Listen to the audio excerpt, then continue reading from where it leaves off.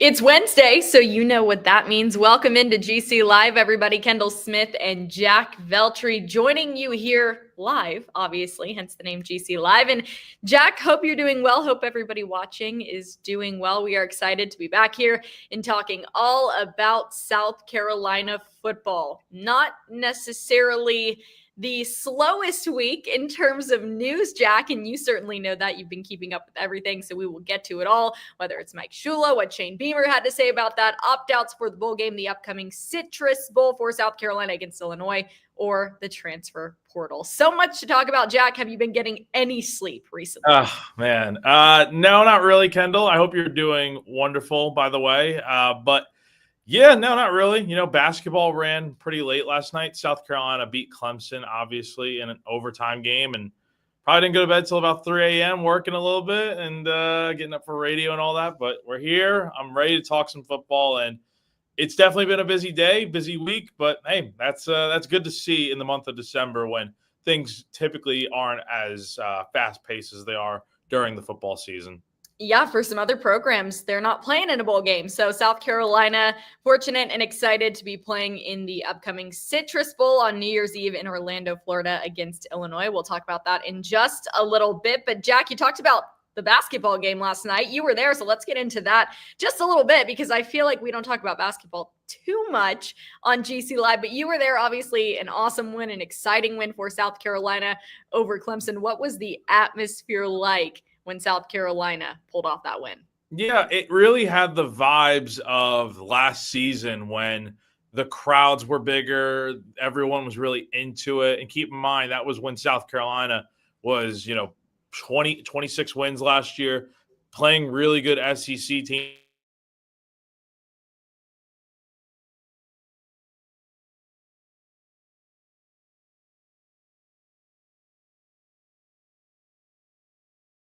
And whatnot, but I think with South Carolina, the crowd hadn't particularly been great this season, and last night was the first time all year I really felt like the crowd was really into it, really packed out, to be honest. And I was kind of surprised because the students are on winter break and whatnot, and everyone else has got things going on with the Christmas holiday coming up in a few days. A moment. I'm not sure exactly what's going on with our connection right now. I'm not sure if she can hear me or whatnot, but we'll kind of, if you guys want to comment below also if you are, what you're saying. Are you all good? I'm back. I lost my connection just for a second. You're good. I was just switching my Wi-Fi, so my apologies for that and the connection. You're good.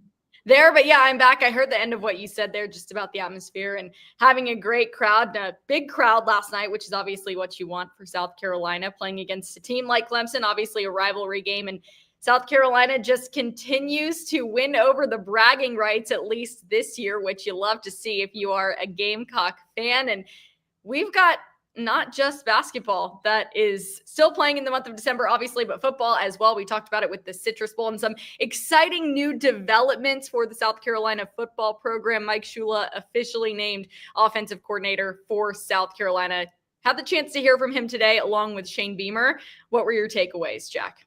Yeah, I'll start with Beamer first because he spoke to the media for probably about 20 to 25 minutes about, hiring Mike Shula and whatnot. I will also apologize for asking Shane during the press conference about Mike and how that whole hiring process went before he could formally introduce him and give the whole spiel. So apologies, Shane, but he did give a great answer and whatnot to how it all kind of worked and stuff. And I thought it was really interesting how, obviously Shane didn't really, he hadn't coached with Mike before this year and stuff.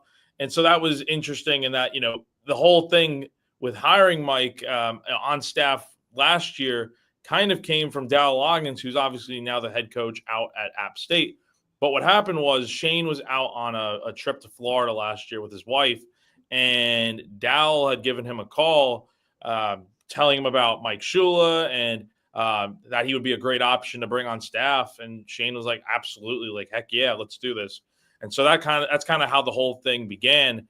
And then it was a pretty easy decision for Shane to make with hiring Mike as the new OC. Like, obviously, there were a lot of different folks interested in, becoming the new OC at South Carolina. I mean, how could you not want to be here? Like, this is a 9-win program this year with a chance to win 10 games.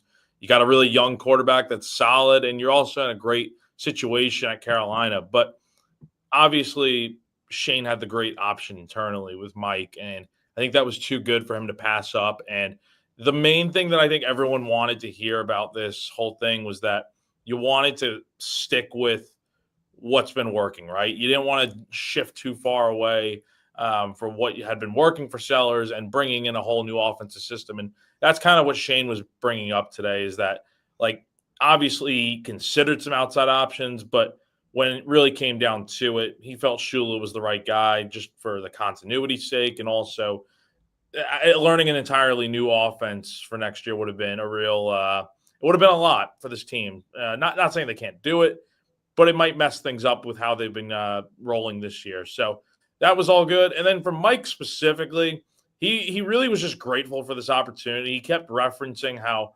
Dowell Loggins basically was able to get his foot in the door at Carolina. So he continuously thanked him and stuff. He had a lot of good things to say about Sellers. Obviously, he said he's a pretty cool guy and all that sort of stuff. But here's an interesting thing.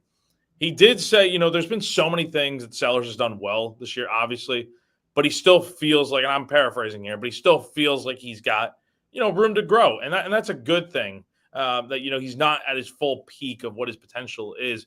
And God knows what his potential really is when it's all said and done in his time at Carolina. If he hasn't reached it yet, I can only imagine what's next for him. And he brought up a lot of the plays where he's scrambling out of the pocket and running around as an example of, hey, maybe those are some plays that he could sit back in the pocket longer and make a throw. So I feel like he's going to grow a lot under Shula. We'll see what happens come next season and how things look. I'm not sure if he'll be the one calling plays in the bowl game. Beamer was asked about it today, and they're still sorting through that and figuring it out. It could be D'Lo, it could be Shula. Heck, it could even just be a group effort in general. But the point is, Shula's the new OC, and he said a lot of great things today, and Shane was really singing his praises overall. Yeah, Shula saying that he feels energized by this program, which is great. I mean, just the way that he was speaking about South Carolina and how great the program is and the people within the program. And that's, something that we hear very frequently when coaches and players talk about South Carolina and their experience within the program. But something that I did find interesting was the play calling situation with the bowl game, Jack, just as it stands right now. And obviously Shane Beamer said they're still sorting it out and trying to figure out who will call the plays or if it will be a group effort. But as it stands right now, if you were Shane Beamer, what would you do?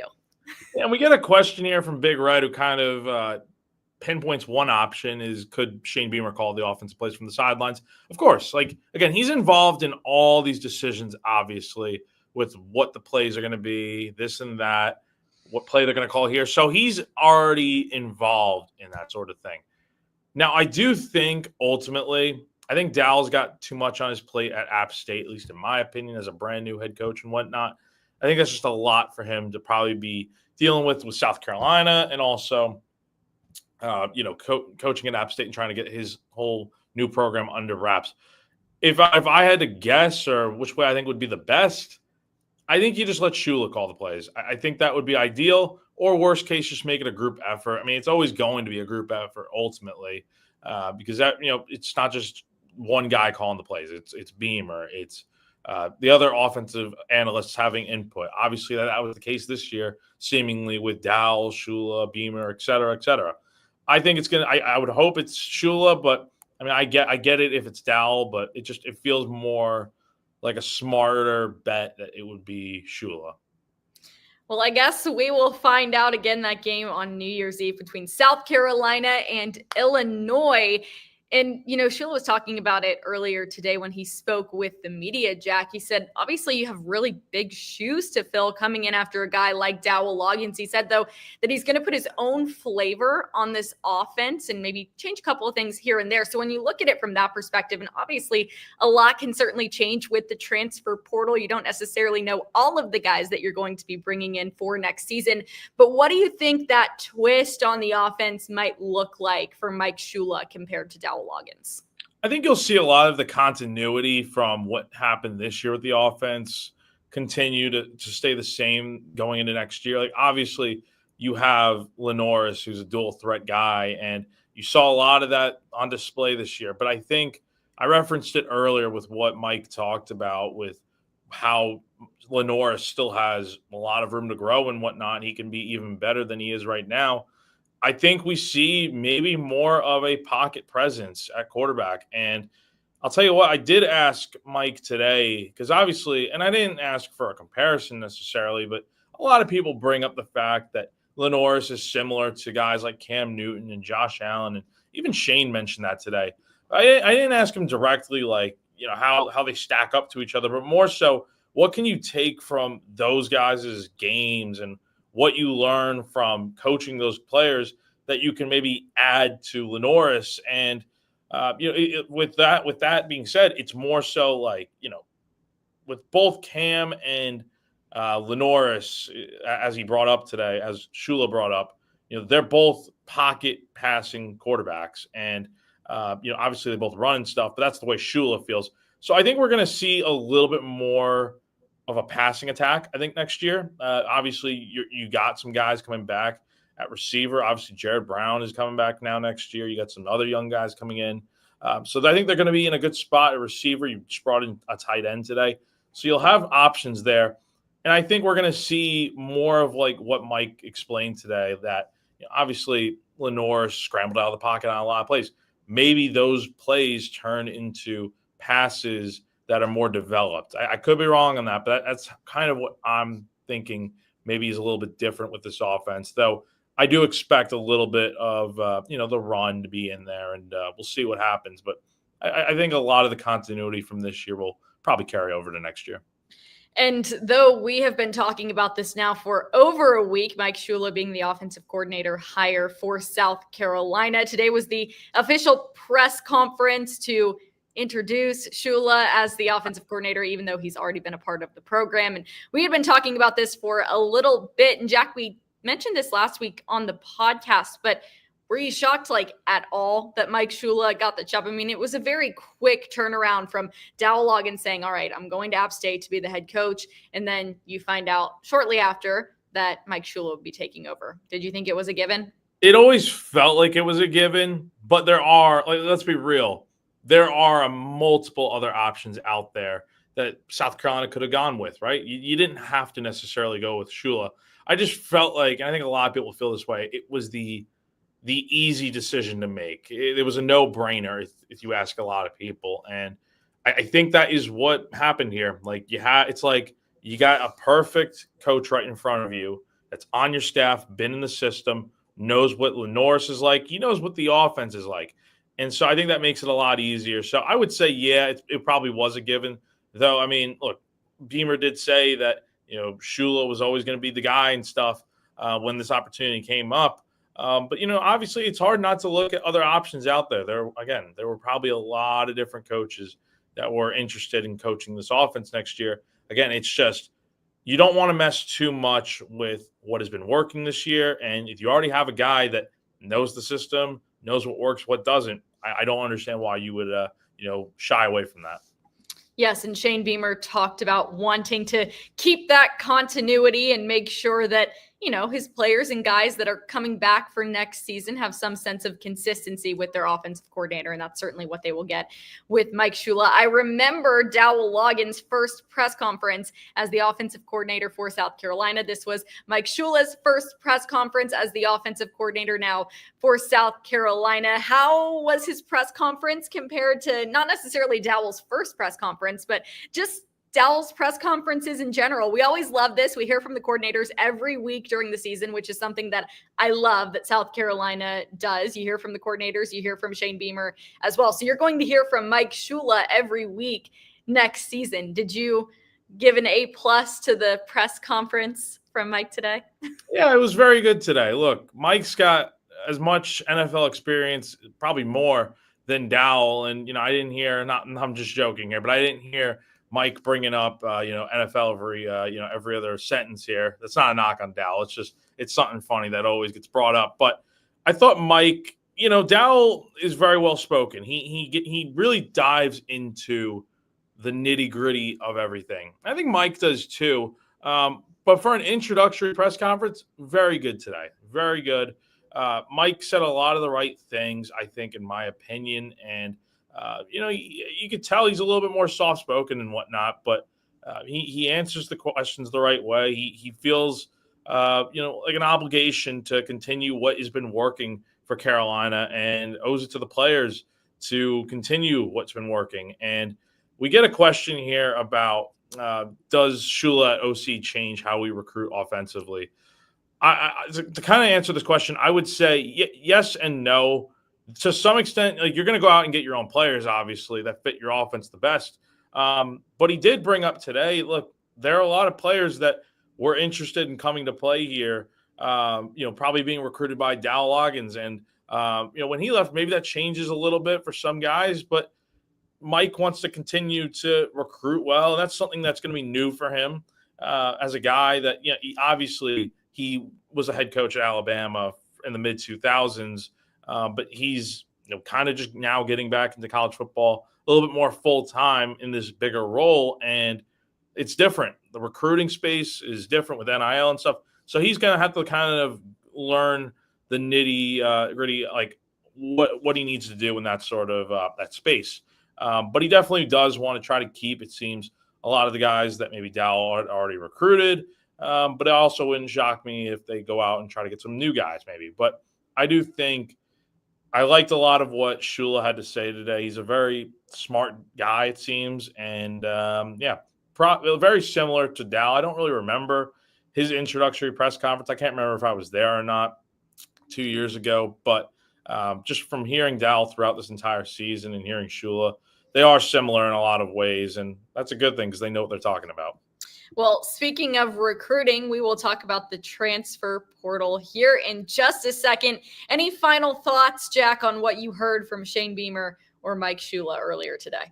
Yeah, I'm trying to see. We got a few questions here about what those guys said. And, I do think just overall, to kind of sum everything up, I really liked what they're doing here. It was the right hire, in my opinion, to move Shula up or promote him to OC and quarterbacks coach. Again, he's been in the system here at South Carolina for this entire season.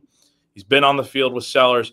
Obviously, Beamer and Sellers both feel very good around working with Shula. And the big statement today, I'm trying to find the exact quote that Shane had to say today. It was a very good one. He said, people like everyone in this building, I would say everyone in this building loves Mike Shula. That's not just saying that because he's here. People in this building love him. He's made us better. I think that's a really good statement. And yeah, you can say it's cliche and sentimental, all that sort of stuff. But like the fact that, Shane said that, the fact that obviously all the guys and coaches and players really like this guy and enjoy what he has to say and brings to the table. He's a veteran. He's been a coach for almost 40 years at this point. He knows what he's talking about, and he's proven that he can do it. He can develop a quarterback at multiple different stops in his coaching career. Obviously, his time at Alabama was a little bit up and down, but you look at his track record as an OC, he's gotten results, and I'm excited to see where this thing goes next year.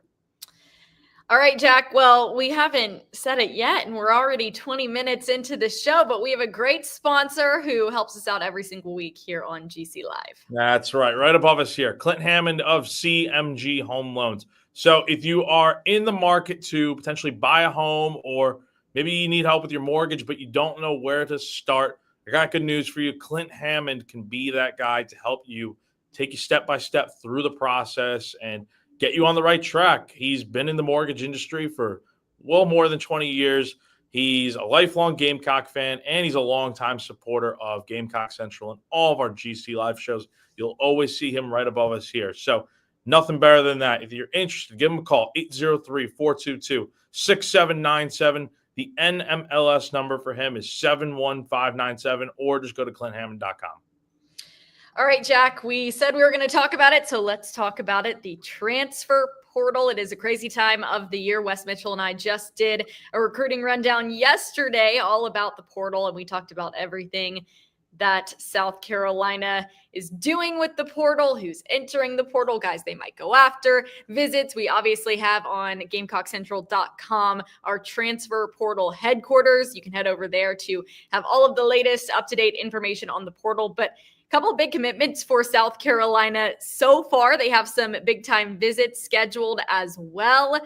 So let's just look at it generally to start off. Jack, how do you think South Carolina is doing so far handling the transfer portal? It seems that they're doing pretty well. Look, I think the one thing that people should probably understand, and I think it's been thrown around a lot, you got to have patience with this thing. You're not going to get 20 players on your – like you can, obviously, you can go get 20 players on day one as soon as the portal opens because there's so many guys that enter and stuff. But that's just not the right way to go about it. It's just not realistic. It's not smart. You know, you to find the best players that fit your team, it takes time. And so, yes, players might be committing right and left right out of the gate. And you're wondering, well, why isn't South Carolina getting X, Y, and Z players here? Why are they missing out on like guys? And why is the roster not filled out completely?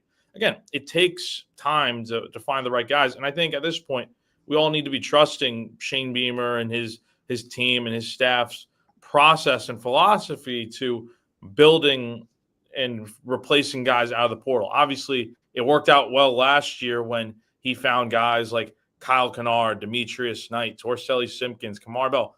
All those guys, impact transfers who made a substantial difference in South Carolina's success this year. And I feel like we're starting to see a little bit of that now. Obviously, they've had a lot of guys on visits and stuff. I mean, there's a whole list on GamecockCentral.com of guys that have visited in the last few days, are set to visit in the coming days before the dead period begins later next week. And again, that's all on GamecockCentral.com. If you're not already, go ahead and subscribe to GamecockCentral.com. $1 for 7 days. It's a great offer. If you're just looking to see what we got going on recruiting, that's great. We also have the Insiders Forum where you can talk to Gamecock fans about any and everything that has to do with South Carolina, football, baseball, basketball, anything going on, you name it. But it's also like, we have everything going on with basketball, football. But recruiting in the transfer portal is the hot topic right now. So they got a lot of guys coming in there. But, obviously today they've gotten 2 guys to come in. You have Gabriel Brownlow-Dindy, a transfer from Texas A&M, to help you out on the defensive line. And that's a really, really big addition right there. Obviously, A&M has, they had that really solid recruiting class not too long ago. And, Brownlow-Dindy, I don't know if that's, for just one last name or whatever, but he was one of those guys that was a highly sought-after player from the high school ranks as a 5-star D tackle. So I think he's going to be, look, without really knowing much about him completely, I think he's going to be one of those guys that, like, on the surface, you see it and you're like, oh, this guy could be a real impact guy. And the fact that he could have up to 3 years of eligibility remaining is really big to see. And I'm excited to see what Travian Robertson, the defensive line coach for the Gamecocks, can do with a guy like that. And I think it helps out drastically when you're losing a lot of guys like Tonka, Boogie, DeAndre Jules. You probably might lose TJ Sanders as well. We'll find out. Your only real scholarship guys coming back next year are Nick Barrett and Monkel Goodwine, it seems like. And then you have some other guys coming in from JUCO and high school and stuff.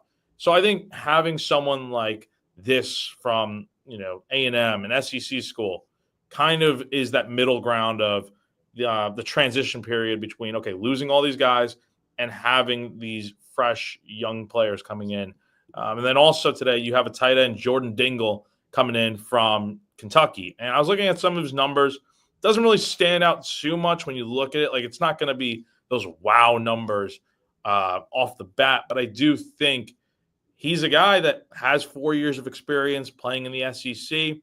He's obviously got another year to go with eligibility and whatnot. And he's going to have to be the guy that helps replace Josh Simon, who's out of eligibility. And it seems that they'll get Brady Hunt back. Obviously, they'll get Michael Smith back, and you'll have a guy like Mike Tyler coming in. So really interested to see what they do at tight end. They've also got 2 other guys who have committed over the last few days with Jalen Brown from Missouri and Nick Sharp from Wake Forest. That's an offensive lineman and edge, respectively. If you want to read more about those guys, go ahead and do so on GamecockCentral.com. But those guys committed earlier in the week or over the weekend. But the new ones today are Brownlow Dindy and Dingle from Kentucky. Yeah, and I think it speaks volumes that South Carolina, 3 out of these 4 commits so far, all from SEC schools. And we talk about Dingle, maybe right off the bat, you're looking at the numbers and you're like, okay, but it's all about the system, right? And if you're going to fit into the system, and obviously South Carolina sees something in him to where they feel like he would be a great addition for this group. And as for Brownlow Dindy, I mean, we talked about it out of high school. He had so much hype around him and so many people just speaking so highly of the kind of player that he is, obviously coming from another big time program to South Carolina. And really the Gamecocks looking to fill those position groups where they feel like they need it most. That's certainly an area that South Carolina needed to capitalize on in the transfer portal. So far, so good for South Carolina. And like we said, some visits coming up for the Gamecocks that are absolutely crucial and critical when you think about their success in the transfer portal. And Jack already did a great plug about it, but head over to GamecockCentral.com. Check out the transfer portal headquarters because we will keep you updated on everything regarding who's coming to South Carolina, who's planning a visit, and who's also leaving South Carolina. And I think that kind of brings us to a good point here, Jack, where we can talk about Robbie Ashford, because an interesting answer from Shane Beamer today about Ashford. He's obviously announced that he's going to be entering the transfer portal. He's in the portal right now, but he's still practicing with South Carolina, which is a little bit different than Shane Beamer's typical philosophy when it comes to guys announcing that they're entering the portal before a bowl game. Yeah, that was very interesting to hear Shane say that Robbie obviously is still practicing with the team and staying for the bowl game. And we had heard that through, obviously his mom, I think, commenting on like a Twitter post the other day that Robbie's sticking around for the Citrus Bowl and whatnot. But it's good to hear straight up confirmation today from Shane about Ashford and his status. And it's an interesting story because, look, it's a tough spot to be in with the portal and where things are at, because I don't agree with the way the portal is at where it's at right now with how the dates work, right? Because right now the portal is open until, I believe, the 28th. And it's right during the middle. If you're a college football playoff team, and you've seen at Penn State and other schools where guys have to, they have to leave their current school in the middle of a playoff race, and they don't want. Obviously, they don't want to, but they also need to or want to seek out a new opportunity elsewhere. It's just an unfortunate situation to be in. So I don't know what the solution is with that. Whether obviously you got to work around the whole the school calendar thing with enrollment and all that, but for Ashford, it's unique because Shane and the team are going to let him stick around, and he met with the leaders of the team, Beamer did, about what to do here, and they all thought like it's the right thing to let Ashford finish out at South Carolina.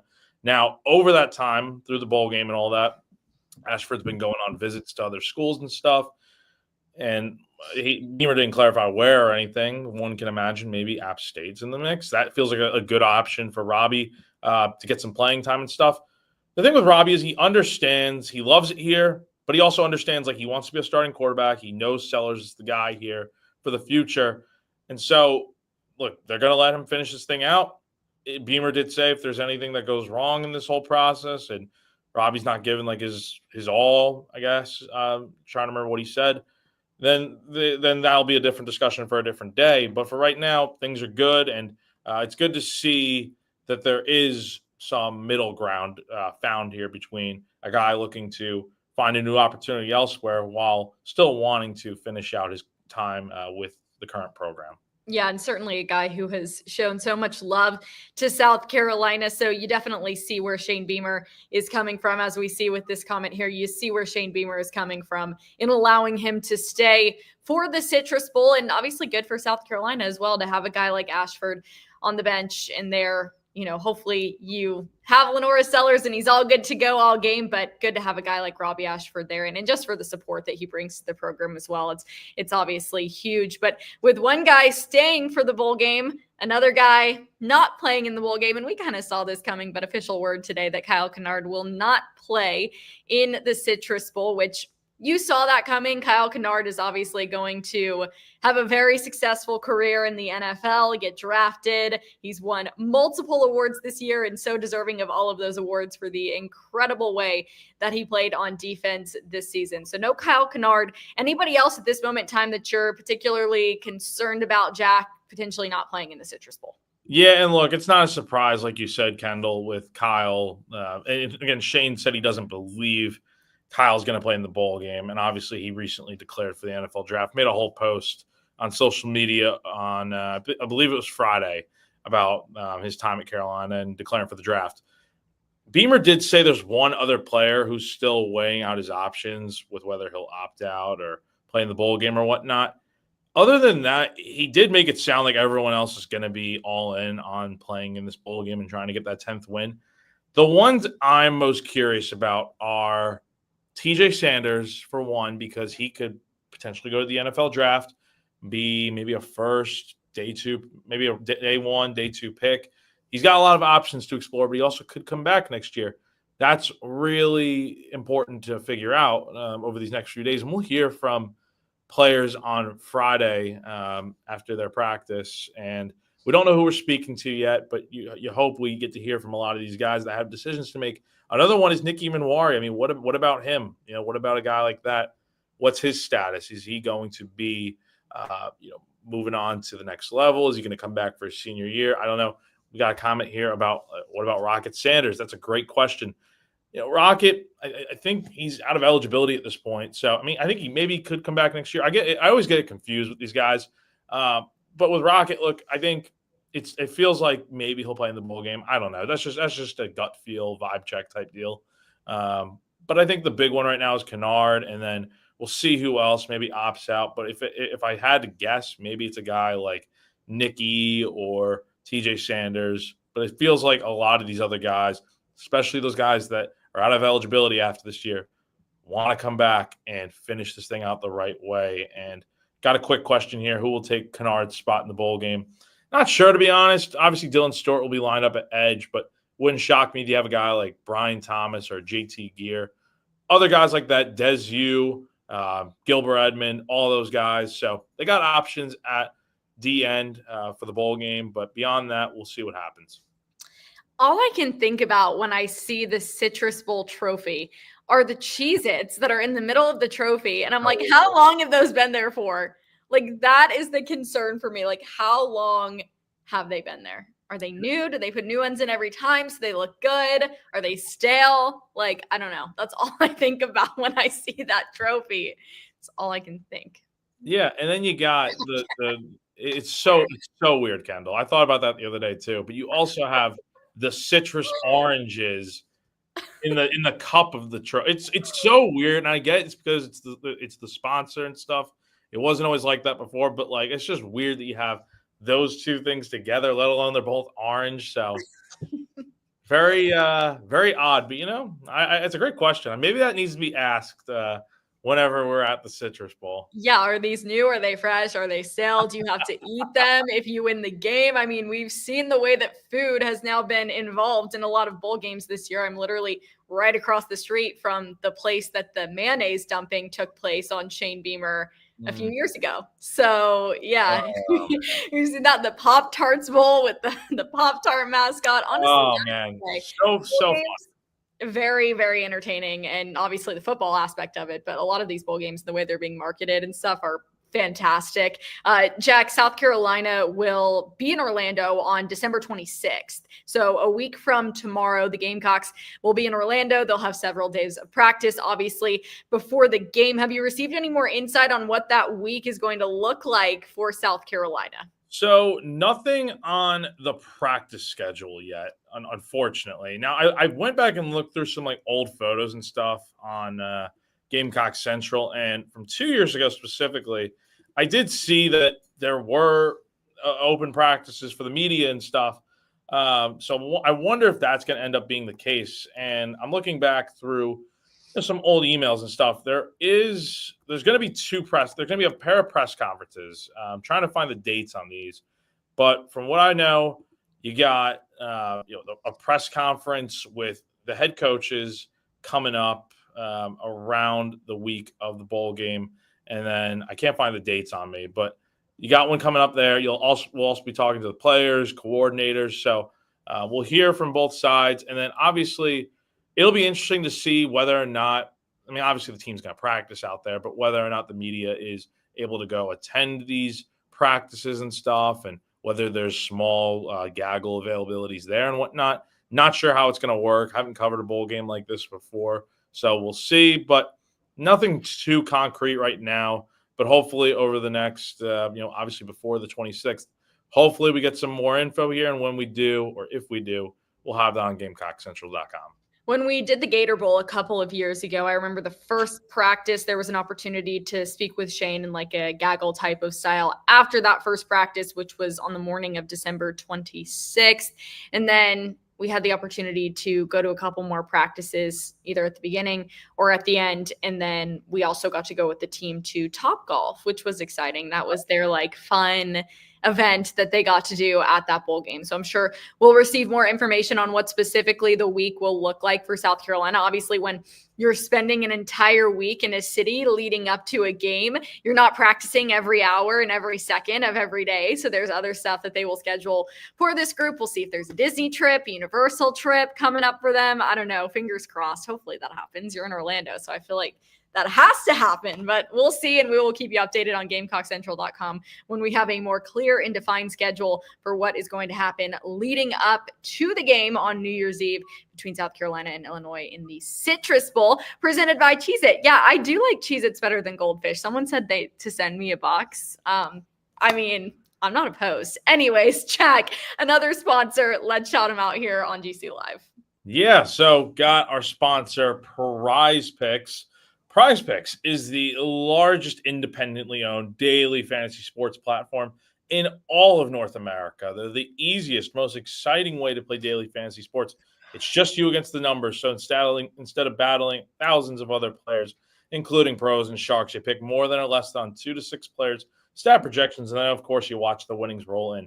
Prize Picks has quick withdrawals, easy gameplay, and an enormous selection of players and stat types to choose from. It's what makes Prize Picks the #1 daily fantasy sports app. So with Prize Picks, I've used it plenty in the past for my own personal interest and whatnot, and it's always a lot of fun. You got MLB, NBA, college basketball going on right now, NFL, college football this weekend, huge weekend of college football with the first round of the CFP, so a great time to get involved and have some fun watching these games along with Prize Picks. So definitely a lot of options. So if you're interested, just go to prizepicks.com or download the Prize Picks app. Use the code on screen, GC, that stands for Gamecock Central, to receive a guaranteed $50 once you play $5 in lineups. I love how you said there's so many sports going on right now. NFL, NBA, college football. Did you say NHL? Do you not want to face the fact? No, I don't. The Islanders getting shut out by the Carolina Hurricanes last night. I know. By Pyotr Kochetkov. I heard it all from my girlfriend, who's a huge Canes fan yesterday. Like I got tagged in Twitter posts and stuff. I'm like, what is going on here? Like I wasn't doing this when the Islanders beat the Canes last week, but obviously, look, congratulations, 4-0 win.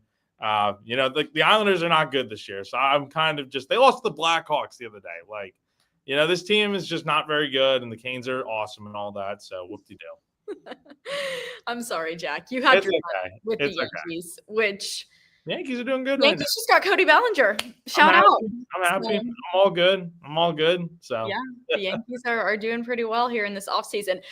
College football playoff starts this weekend. I want to talk about that just a little bit. We obviously do our picks GamecockCentral.com, but South Carolina playing in the Citrus Bowl. It's in the middle of a crazy bowl season and the first ever 12-team college football playoff, which I am so excited about, and some games coming up this weekend. I just want to kind of get your overall take. Maybe you don't have to say who you think's going to win each game, but I just want to go through each one really quick and let us know in the comments who you think might win these games. But game number 1, Notre Dame, Indiana, this Friday, 8 o'clock. I'm a little stressed for that one. My parents are Indiana grads, so Indiana is like my second school behind we know who you're going with for that game, and you better be sending me in those staff picks.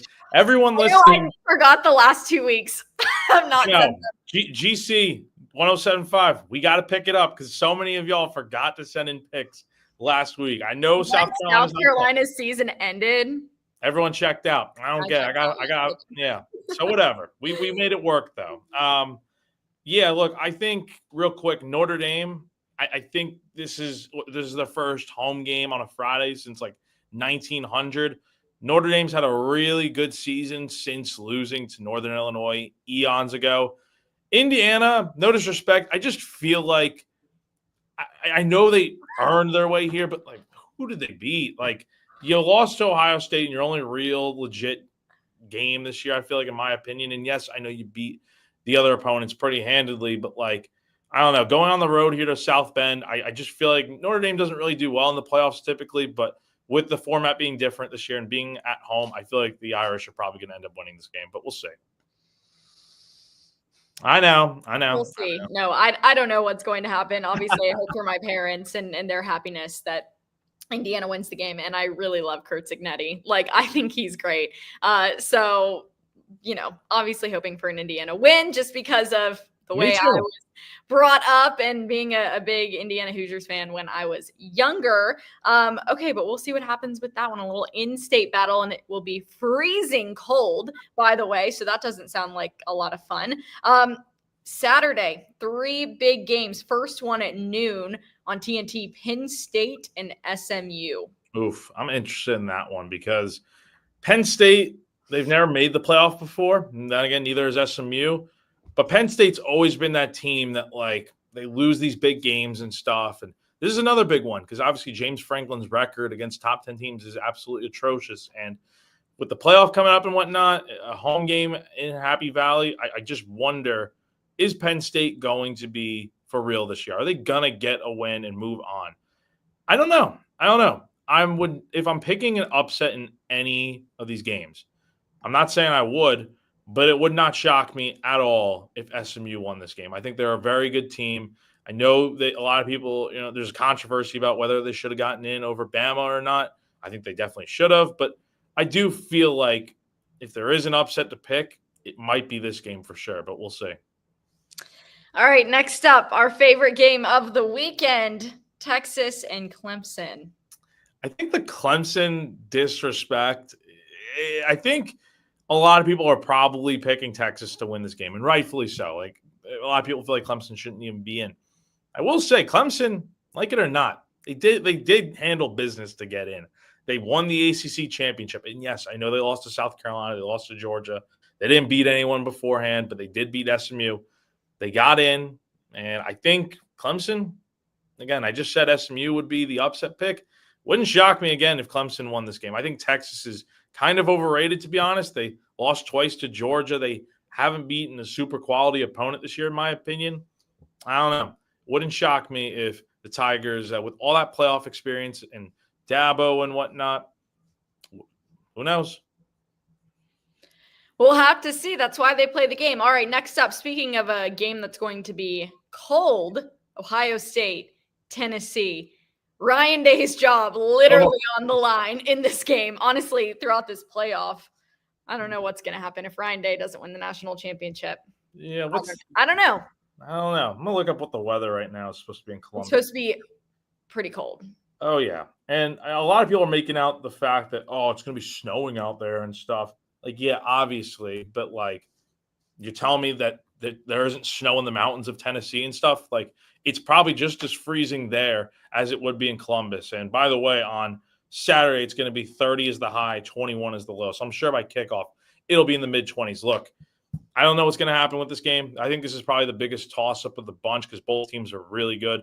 Depends on what version of Tennessee's offense shows up. But if it's one that can go score at will here, I think Tennessee probably wins this game pretty easily with their defense. But at the same time, Ryan Day's job is on the line. That's my opinion. And I know it's yours. I agree. I don't think many people would disagree with that statement at all. At all, especially after the last few years with the Ohio State-Michigan problems that the Buckeyes have had. Yeah, his job is on the line. I think his job is on the line if they win this weekend and lose the next game. Like, totally. I think for Ohio State, it's like national championship or bust. Like potentially like you make the national championship and lose and then Ryan Day keeps his job. But I really do think like it has to be like all out for Ohio State. Oh, for sure. For sure. And I think there's a good point here made. Like, I just think Ohio State has way too many issues going on right now. The whole sideshow thing with the whole planting the flag and stuff. I know there's been a few weeks since that's happened, but like I think Ohio State's got way too many problems going on right now. I think Tennessee's a very good team.